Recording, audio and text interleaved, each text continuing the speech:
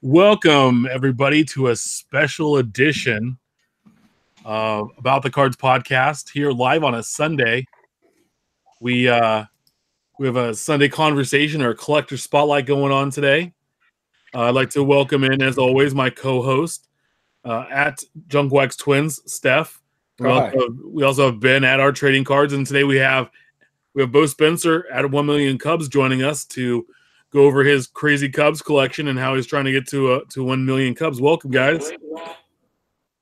Hey, thanks for having me.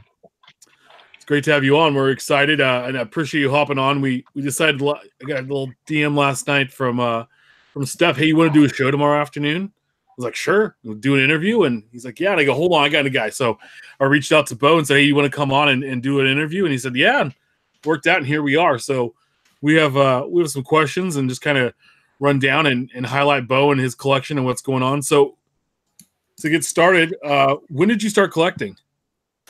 I started collecting as a kid. The first packs I remember opening were 1988 Donruss baseball and 88 Topps football. And then the 89 Topps baseball set really sucked me in, and kind of collected off and on from there. Nice. So when did you really decide to chase down 1 million Cubs cards? Like what got you inspired? There were a few different inspirations. I've always been a team collector for Cubs. And I've over the years I've done like bulk team trades where, I'll send 800 Cubs cards for 800 Red Sox cards and all that. So I've over the last 4 or 5 years, I've started buying Craigslist collections. And I accumulated over 1 million cards total, many of which were junk era, cards that don't fit my collection. And I didn't want to just give them away, throw them away. I felt that, if I kind of rekindle the team trades that, I can dump off a majority of these cards I don't want and get Cubs cards in return. So that's kind of the basis of where it came from. And I kind of decided on 1 million because it's a really big number. And, if I started a blog and kind of kept track of it, maybe it will build, more attention than just, hey, I want to trade 500 of these Yankees cards for 500 Cubs cards, just to get more awareness out there and get to that number quickly. Nice. Where do you stand right now? How many currently do you think you have? I'm at 200. The count's at 290,000. There's still, I bought a Craigslist purchase about 2 or 3 weeks ago that I haven't really dove into yet. I've just kind of scraped the surface of it. So I haven't counted any of those. I would say there's maybe 1,000 Cubs cards in that collection. So, still somewhere around 290,000. How do you keep track of how many you have? Well, initially it was just kind of a guesstimate based on, 5-row boxes and 3-row boxes. So I guesstimated that I had 75,000, I think is where I was at when I started in December of 2017. And then from there, I've actually counted every single card. So from 75,000 on to 290,000, I've actually counted those, save for one big trade in Chicago at the Sports Spectacular in November. I traded for about 30,000 Cubs cards, so I just called it an even 30,000 based on the boxes that I received. So for the most part, I've counted them all as they've come in my mailbox. So how'd you choose to what's your connection with the Cubs? Why Chicago?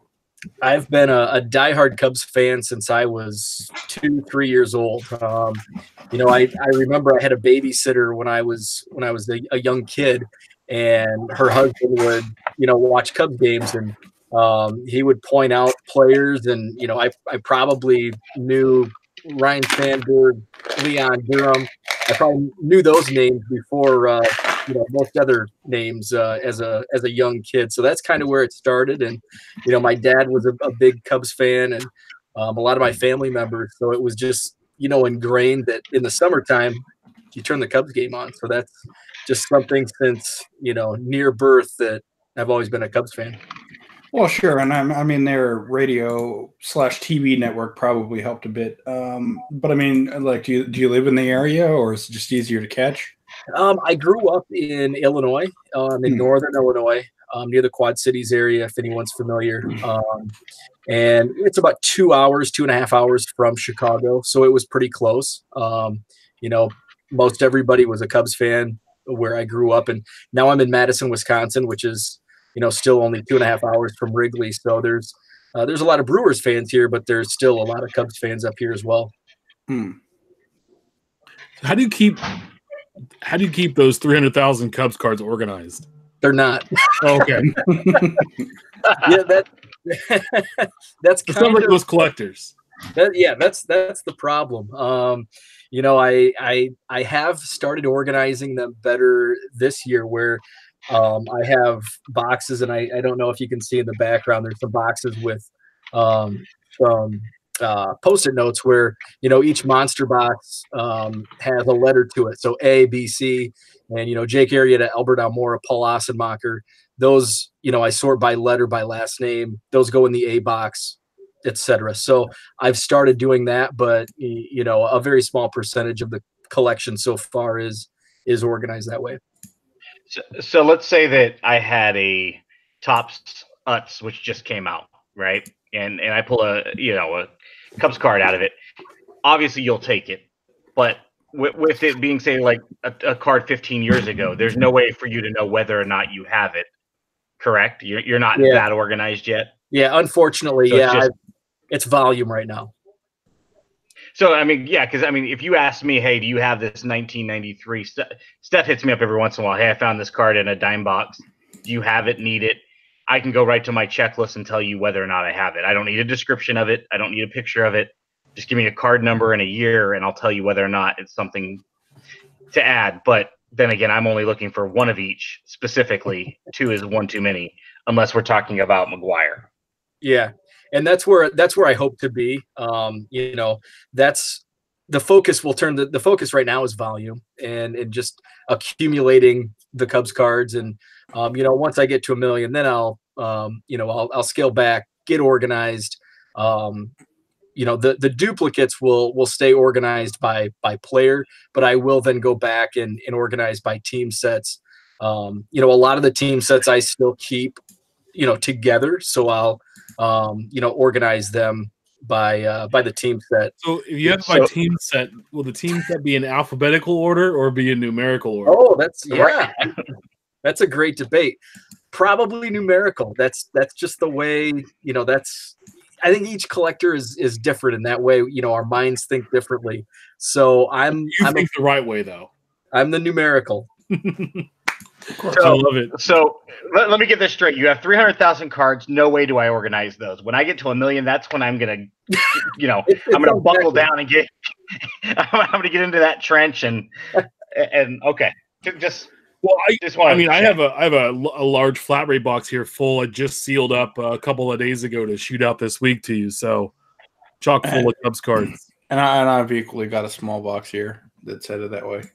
And I've got some nice George Brett items that I picked up recently. So yeah, I wanted to get into that. So you were posting some amazing things from a pickup from that you said it was a Craigslist purchase, and every day or every hour or so you're posting things. I'm just sitting here drooling. So that's like a super find. So how did you go into that a little bit? How did you find it? What was in there? Are you still digging through it? I've just scratched the surface. It was one of those, I check Craigslist, not often, but I check it, a few times a week. And, a lot, you guys know, there's a lot of junk that, 1989 top set for $40.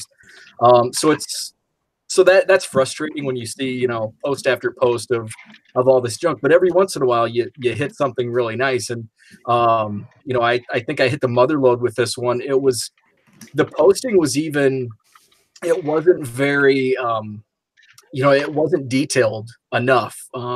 He could have sold this collection for a lot more than what I paid. And initially, based on what he posted, I was just going to offer him an email with a kind of a lowball offer. But I decided that, there was a Sunday where I didn't have anything going on. I'll go take a look. It was only about 20 minutes away. So I went over there, and he takes me down into his basement. He has a card room, a closet adjoining, and it's completely filled with all of these cards, vintage magazines, autographed baseballs, just everything, memorabilia-wise. And so I'm just kind of, my jaw hits the floor because most of this wasn't even listed on his post. So I asked, what are you selling? And he goes, everything. And so I didn't hesitate. Normally on any type of deal like this, I negotiate. But I felt 900, which was what I paid for it, was low. And I said, yeah, I'll take it. I'll come by, Wednesday and pick it up. And so we made the deal. And, fortunately, a few days, he has a couple college age sons, so they were able to move it all upstairs. So I didn't even really have to put much sweat equity into into the collection. And I just started going through it. Every box I opened, there's a complete row of old postcards and Kellogg's 3D cards, and there's a crate filled with 1978 Sports Illustrated posters that I think they're still sealed from 1978. Because I had to break the George Brett I showed. I had to unseal the tape on it. I don't think they'd ever seen light of day. So there was a 1982 Major League Baseball gumball machine that was.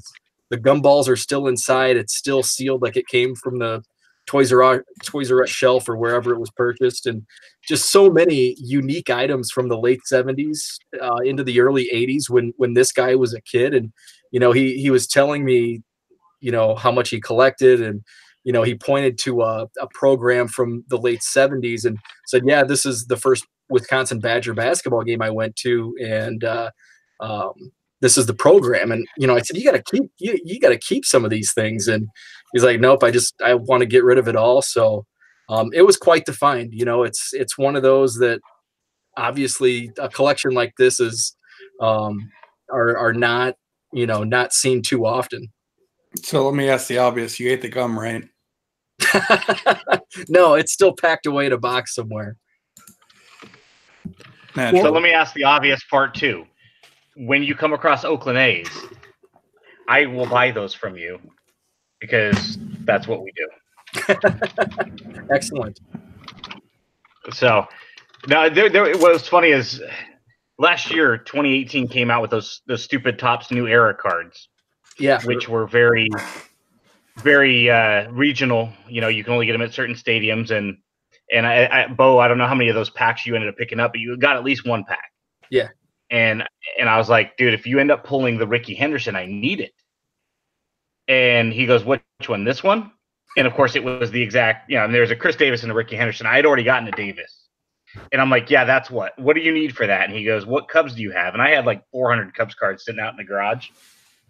And I was like, dude, I'll give you this whole box. And he's like, all right, let's do that. And I think you wrote a blog post about it because I think it was like 395 cards for one. Yeah. And it worked out well for me because the shipping cost to get those cards to you was roughly what I was wanting to spend on the Henderson anyway. And I remember somebody commented on it and they're like, 394 cards, no deal. 395, okay. And,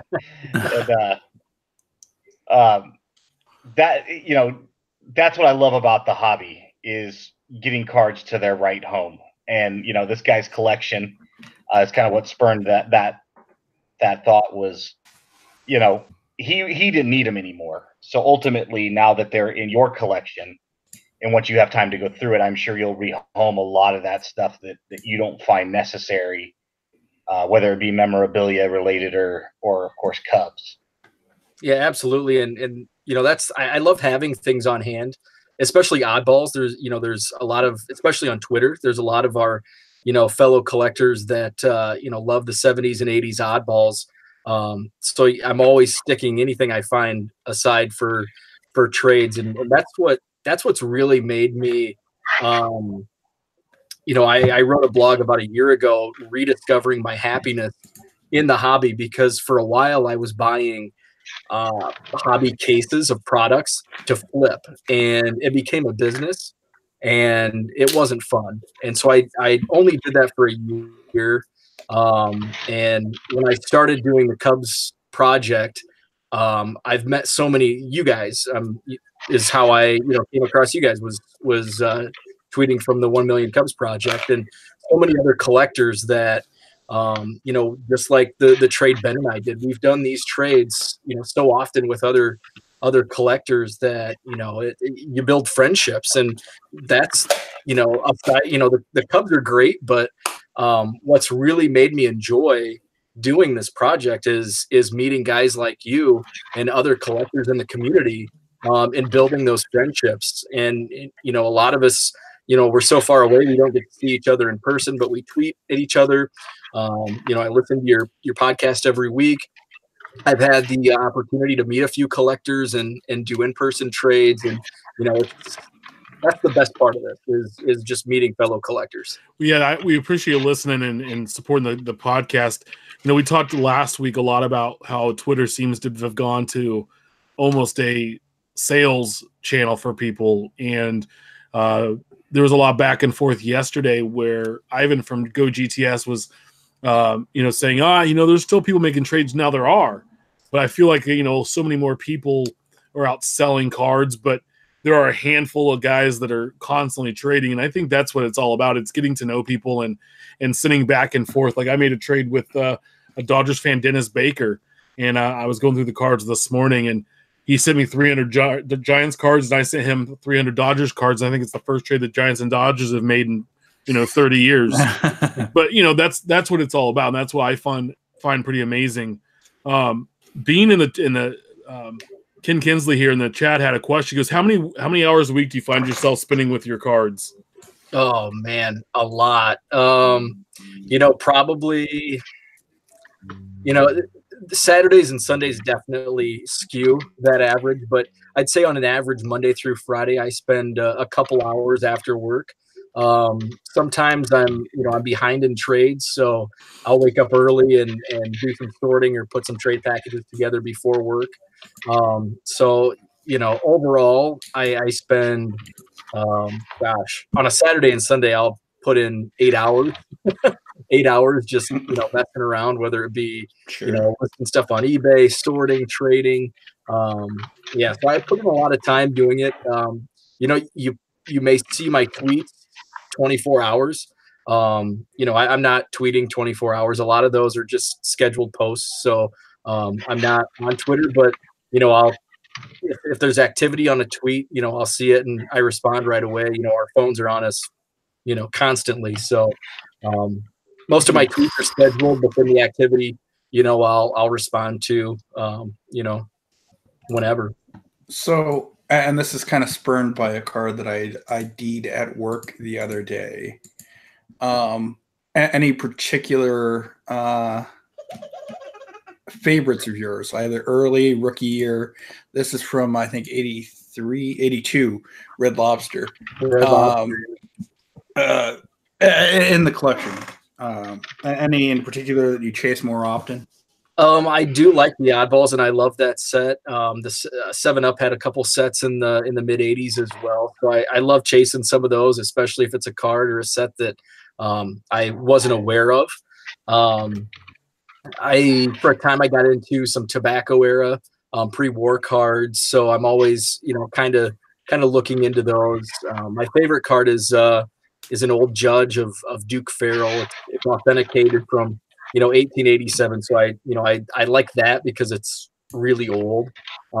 Sure. So I'm kind of ADD with what I want. I'm not putting sets together per se, the team sets. So if I see something that catches my eye, I'll keep an eye out for it. So I look at other Cubs blogs. There's the Wrigley Wax blog. Tony Burbs has a blog. Tom from Waiting Till Next Year. So I'll see some of the things that they post, and sometimes they'll post about a card that I've never seen before. So I put it, in my my watch list on eBay and track that down. So there's just kind of a variety of ways that I go about chasing different cards. Another one for you to check out, Community Gum. Yeah, I think I have. Yeah, I think I've checked them out. So you're ADD about what you want to collect, but don't ask you to organize it because that's a sensitive subject and you don't want to talk about it because you like them how they are. Yeah, right. So you mentioned the blog. So you have your own blog, and it's a great follow. If you're not checking it out, you should. Some really good reads. You reposted this past week a blog post from a year ago that spoke about your father-in-law and bringing back collecting. And I remember reading it then and then rereading it again just a couple of days ago, and it's super. I mean, it's really like heartfelt. You really put yourself out there quite a bit in your blog post of what's going on. And so was when you started the blog, was that just something that came along with your collecting and showing off and kind of helped you assist in sharing your goal to getting to 1 million cards? Yeah, it was kind of an avenue to, I've always loved to blog and write. I've had different blogs. I was in sports broadcasting for 10, 12 years. So that was something that was kind of, it was an extension of my day job in broadcasting. So that was something that I always wanted to do in my hobby in collecting, was to do a blog. And I've tried over the years a few different blogs, and I just, for whatever reason, lack of focus, just disinterest, they didn't last very long. So that was one thing that I wanted to add on to with my project, was to blog about the progress and kind of it's kind of a roadmap to the eventual goal. When I was in broadcasting, I did a blog along with a quest I had of broadcasting 150 high school basketball games in one season, which is like 16 weeks. So it was an average of 9-10 full game broadcasts, play-by-play on radio. And each game there would be a separate, blog entry, much like the 1 Million Cubs project, where, today's mail day is, 2 packages, 500 cards from Ben out in California, and so on and so forth. So it was kind of an idea that I got from doing that a few years ago. Nice. So how long do you think it's going to, you started back in late 2017. How long do you think it's going to take you to get to 1 million cards? You're about a third of the way there. Yeah, I mapped, my kind of goal was 5 to 6 years in that range. I don't have it timed out where I don't want to achieve this goal by year 2024 or 2023, because I'm having so much fun getting there. The journey I'm enjoying the journey, and I don't really want it to end. I guess in that regard, I could go for 2 million, but we're not going to do that. So, 5 to 6 years is still kind of, the map. I guess I should have a time set down so you don't, lose, much like any goals with whether it be losing weight or whatnot. You want it to be, timely. So, 5 to 6 years is kind of what I'm aiming for. But, if I miss it by a year, then so be it. Get that? Well, Sorry. The other thing too is, like anything we've seen in a lot of these on-demand sets, where the first few weeks are kind of slow out of the gate before people start to realize they exist. So when you equate that to what you're doing, is as your name gets out there more via Twitter. I bought something off of you a while back off of eBay, and you put a homemade business card in there saying help the project with your contact information, and the more people that become aware of it, the easier it then becomes for you to get to that goal or expedite the process. You're first starting out and you don't know anybody, and you're just either trying to acquire it via local avenues. It's different. But then once you have a network of 1,000, 2,000 online friends that are all kind of helping you get there as well, it's going to push that date up a little bit as well, I would imagine. Yeah, it has. And you mentioned the custom cards. Nick Vosbrink designed an awesome custom card for me using the 89 Topps template, which I mentioned in the intro that that was the set that really sucked me into the hobby. So I have that. My wife created the logo for me. So I have, another business card with that logo. And, the funny thing is I was a marketing major and my wife was a psychology major, and yet she's the one giving me marketing advice on my website, on the business cards. I have a stamp that, I stamp with the inside of trade boxes. And that's how Bob D'Angelo at Sports Collectors Daily found me. Was he made a trade with somebody that had used one of my boxes with the stamp inside. And so he checked out my website from that stamp and reached out to me and did a nice article. So, some of those ways to market the website have really, really paid off with, some attention. Well, yeah, I got a trade the other day, and I opened the box and I'm going through it, and inside your stamp, and I'm like, I had to take the box and look who sent it to me just to make sure and somebody reused the box. And I was like, so I set the box aside. I'm like, this is a box that's not getting traded again.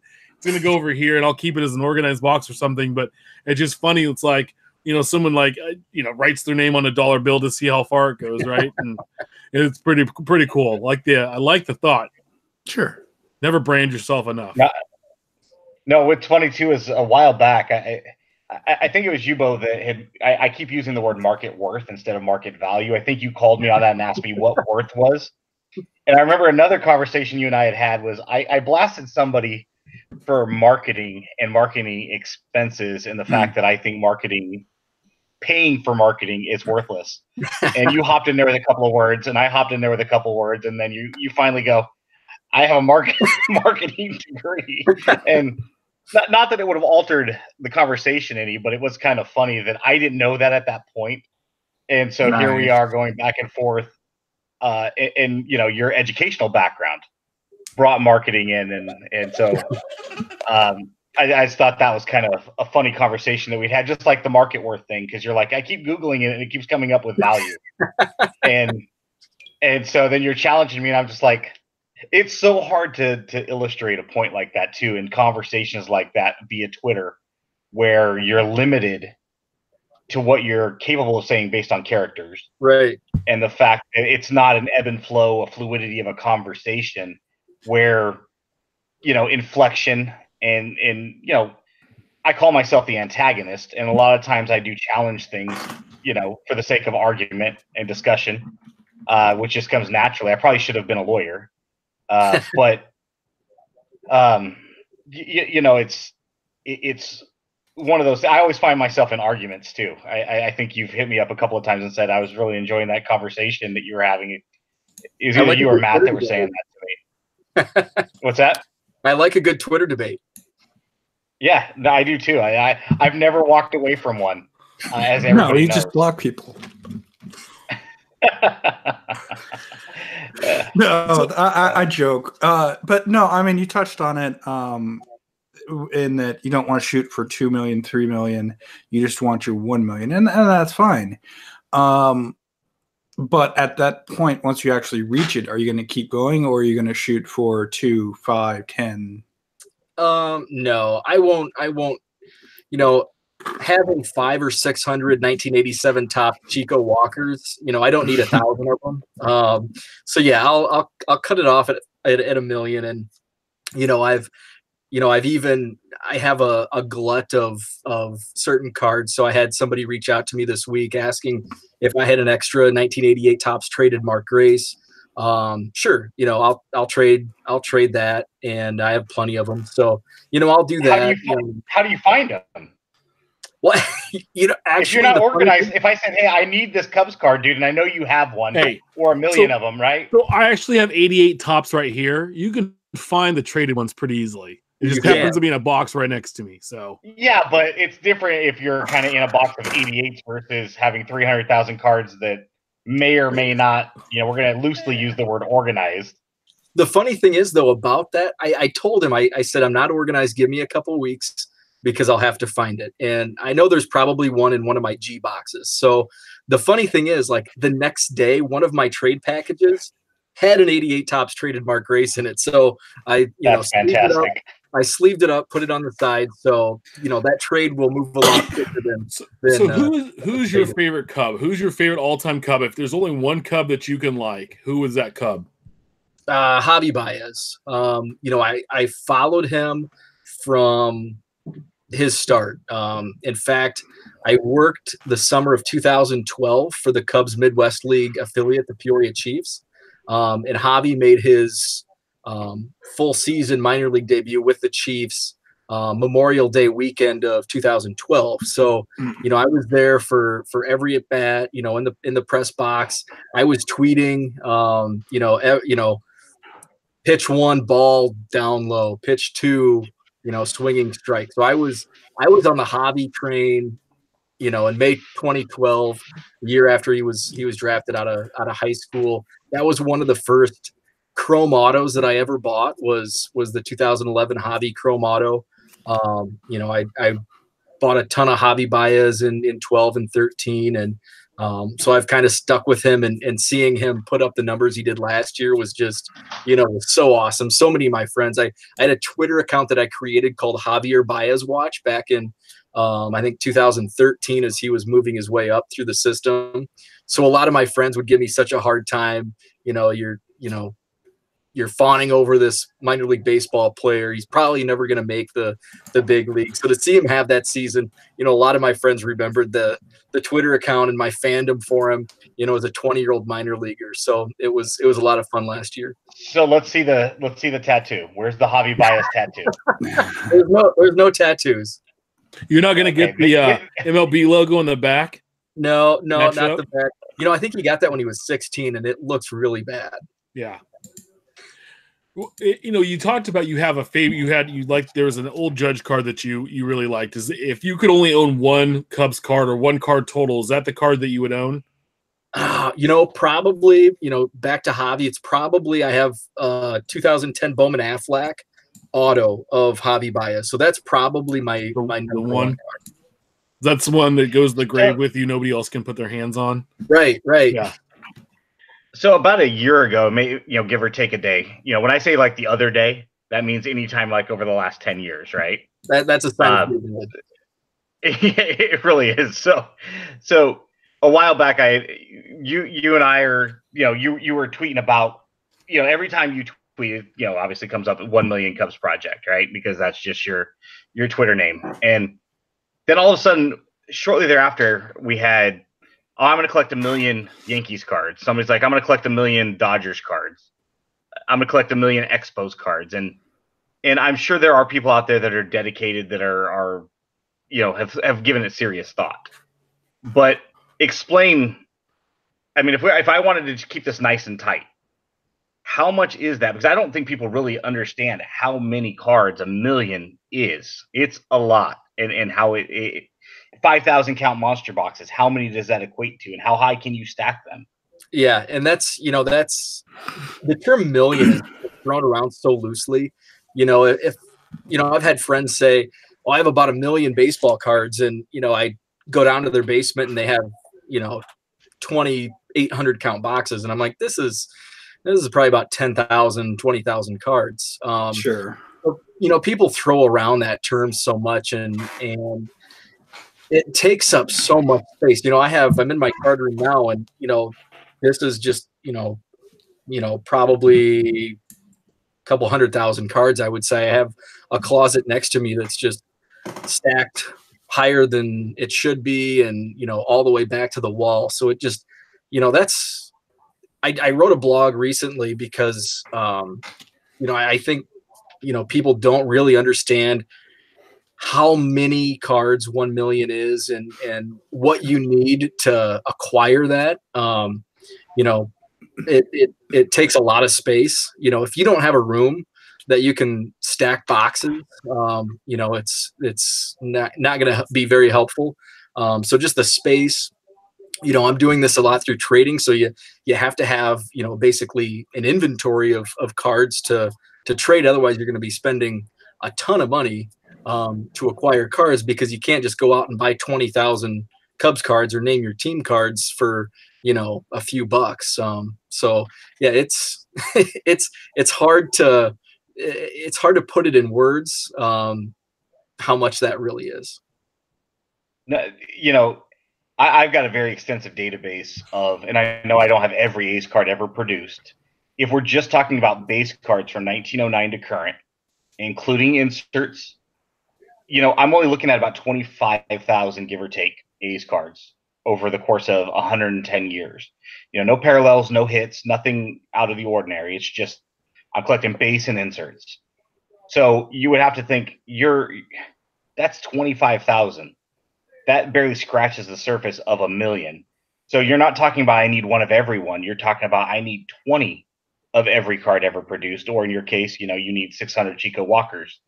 And that, you know, again, when I start to do the math of it, it's like, wow, you realize how much that is, what kind of space that is, dedication to real estate. And, you know, 5,000 count boxes don't really hold 5,000 cards anymore. I think you had referenced that in one of your blogs recently. I think when people kind of threw that out there, I'm going to collect 1 million now. And I think I mentioned to the guys in a private DM, before we know it, we're going to allegedly have 30 collectors trying to go after 1 million cards. There's no way. I mean, if you can do it for the Cubs, fantastic. You're definitely probably going to be the only person standing up on that mountain by yourself when all is said and done. I don't think we'll see another person that's going to have that kind of dedication, because at some point, it's not even about time and money resources. It comes down to space. Yeah. I've run out of space, and I probably have more than, you know, right around 2 million cards total. And this latest collection I bought, I'm now like, you know, I have a table in front of me and there's boxes stacked all the way up. So I need to become very creative in how I stack. I have these, excuse me, I have these cheap plastic shelving units that, you know, not only are they starting to bow, but, you know, they're not very tall. So I can get a stronger shelving unit and, you know, put an additional shelf. It'll hold the weight. It's not going to bow. So that's kind of on the horizon to, you know, get better shelving unit, get more cards in here. Cause right now the closet I have next to me is just, you should have picture of it the other day. It says like it used to be a 15-foot walk-in closet. Yeah. I told my wife that, and she's like, she shook her head and she goes, "If you get there," I just like, yeah. Jenny in the chat asks, "What's the plan? So you hit your million. Are you going to leave them in a box? Are you going to binder the team sets up the cards? What are you going to do with them?" Yeah, I will. I'll binder up the player, like the players I collect. Ryan Sandberg, Javi Baez, Chris Bryant, Ernie Banks, you know, players of that caliber, I'll put in a binder. You know, I have started putting the minor league team sets in binders by, you know, Iowa Cubs, Tennessee Smokies. So I'll binder those up, and then I'll team right there. Tim Shepler, Tennessee Smokies. Mm-hmm. So I'll binder up some team sets as well. Nice. And then you'll have to put your binders, your Baez before your Bryant, because the binders have to go alphabetically, just like the cards that are held within them. I agree. Player binders are okay alphabetically because it's using their name and not maybe jersey number. But jersey number 2 would be acceptable, but that way. So I have a question on your blog too. You bring up some really good points. The PayPal shipping, getting micro payments. You've really given collectors some very good and very useful information on those, as far as being able to save here and there and help them be able to grow their collection, but as well as be budget conscious. So what other, you know, I mean, those are 2 big ones, but what are some other things that you've done or found while going through and acquiring these and making trades to help that budget portion of your collecting? Yeah. And you know, those blog posts are, you know, basically a learning, pay it forward. You know, Jenny had a question and she gave me the link for PayPal shipping, because up until about a year ago, I was shipping everything, you know, at the post office and spending 50 cents to $1 per package more. So, you know, some of those tips I just pass on. Some other, you know, micro payments have helped me because a lot of my transactions on like eBay are, you know, $2 cards. So the micropayments really help me on, trimming those fees. And of course, PayPal shipping. Another big one is buying used top loaders. Whether it's for trade or for a sale of a dollar card on eBay. If they're really taped up and nasty, I'll toss those aside. But I can save a lot of money buying top loaders because I go through so many, and then just in my case, buying in bulk saves. And really, it's if you're a collector and if you're in it for long term, buying in bulk is just a smart way to go. It's kind of like going to Costco and buying toilet paper, because you're going to use that toilet paper and those paper towels. I don't know if you're going to go through a gallon of ketchup, before it goes bad, but so just buying in bulk on, eBay or Amazon with bubble mailers, any supplies can be bought in bulk and can save a ton of money. So it's a question that we're always fumbling around, but how do you determine how minuscule you want to count a Cubs card? Because, for instance, does this count? Wayne Nordhagen. Now with Cubs. That's interesting because I didn't know that card was out there. I think it's it's a OPG. Yeah, it's an OPG because that's not he's not in the 83 traded set. And I don't remember Wayne Nordhagen playing for the Cubs. 21 games, 7 starts in left field.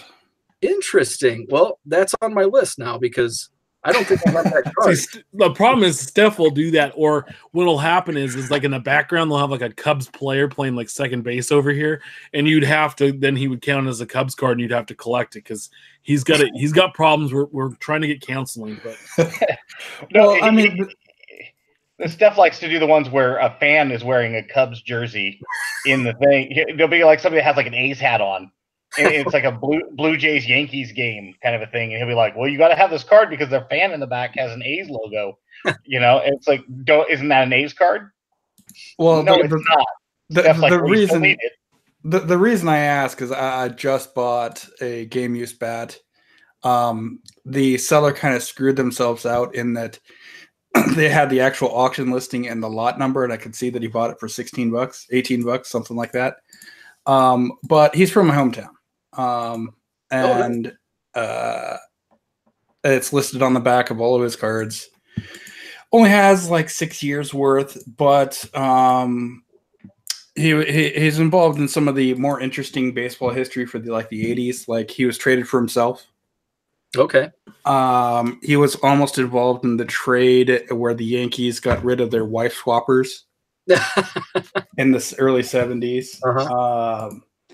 And he's the uncle of Kevin Millar. Oh, really? He is.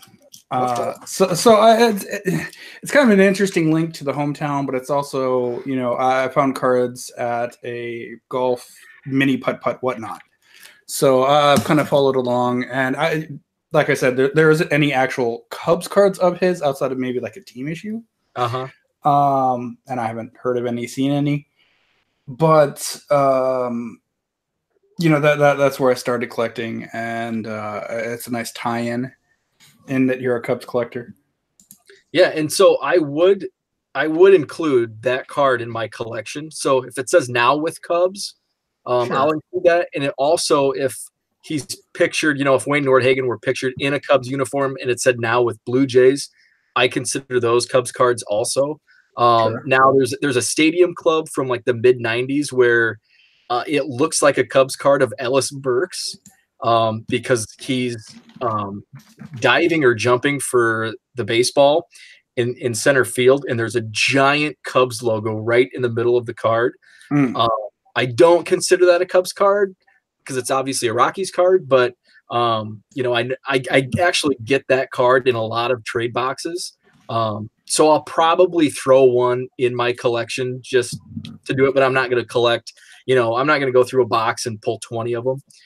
Sure. But just kind of the novelty that, there's a giant Cubs logo in the middle that, I'll throw it in a box.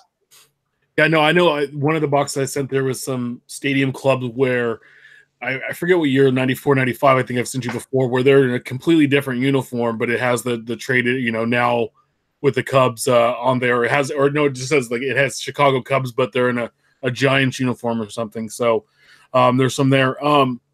You wrote about a flood at an LCS, and it seemed to be, I think, a long time LCS that had been open, but did they ever reopen, or did they end up closing, or what's the final story that happened there? Yeah, he did close. He's still in business, kind of from home. His name's Tom. He's an older guy, retirement age. So he didn't want to build back up. So he did afterwards what he salvaged. He had a couple garage sales out of his house. He still sets up at shows and still does do some selling online. So yeah, it was terrible. The LCS was about 10 minutes from my house. So, I would go there once every 2 weeks or so. I wasn't, I wouldn't consider myself a regular, but, I knew him and, would go and buy hobby boxes and supplies. So I checked it out. The flood happened midweek, I think, like a Tuesday or Wednesday. And so I went over there on a Saturday and he was cleaning up, and I spent about an hour, just kind of talking to him. And he actually shared some really interesting hobby stories from the 70s. And, he had been in business since the mid 70s, one of the early dealers in the Midwest. So just a terrible story. And, he showed me a bunch of binders that had been waterlogged, early 70s complete football sets, 70, 71, 72. It was just terrible seeing, he took trash bag after trash bag of cards and memorabilia, just awful. Yeah, when I was reading that, it's as a collector, you just get that feeling that in your pit of your stomach. I'm glad he was able to turn around and salvage some of that stuff and still be able to be involved in the hobby. But it does, it's not great when we lose LCS, because they are not around as prevalent as they were, in the 80s and 90s.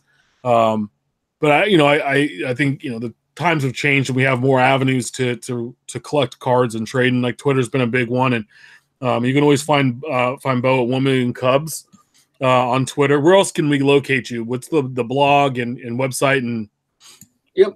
The blog is 1millioncubs.net. There's also a Facebook group, 1 Million Cubs Project on Facebook, Twitter at 1 Million Cubs.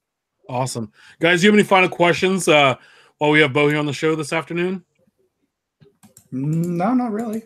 All right. Well, if you're not following Bo, definitely check him out. The blog is awesome. There's always good stuff there. Twitter account's amazing. And this, like I said, when he was going through that Craigslist find, and there was stuff every time, I was just like, oh, dude, how awesome is that? And it definitely was definitely an amazing find. So check him out. Steph put the links here in the chat. We'll also send those out from the About the Cards handle on Twitter. So, guys, thanks for joining us on a Sunday afternoon and doing our second collector spotlight. We appreciate it, and we'll see you again this Wednesday at 8 p.m. Pacific time, 10 Central, and we'll talk to you soon. Yep. Bye. See you guys.